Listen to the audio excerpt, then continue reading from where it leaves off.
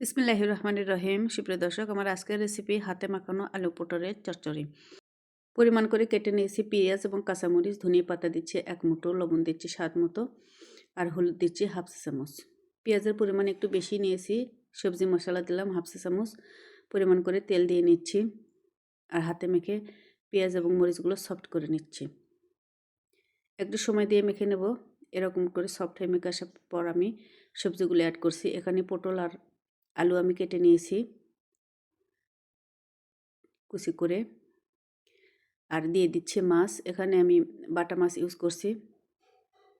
10-12টা মাছ দিয়ে ভালো করে মেখে আমি পানি দিয়ে রান্না করে নেব। লবণটা চেক করে নিয়েছি, পারফেক্ট আছে। পরিমাণ করে পানি দিয়ে ঢাকনা দিয়ে রান্না করে নেব। একেবারে ফিরবো রান্নার শেষে। আমার রান্নাটা কমপ্লিট। পরিবেশনের জন্য দর্শক তৈরি হয়ে গেল অনেক মজাদার আলু পটলের হাতে মাখানো চচ্চড়ি। একবার ট্রাই করবেন, আশা করছি ভালো লাগবে। সবাই অনেক অনেক ভালো থাকুন। আসসালামু আলাইকুম।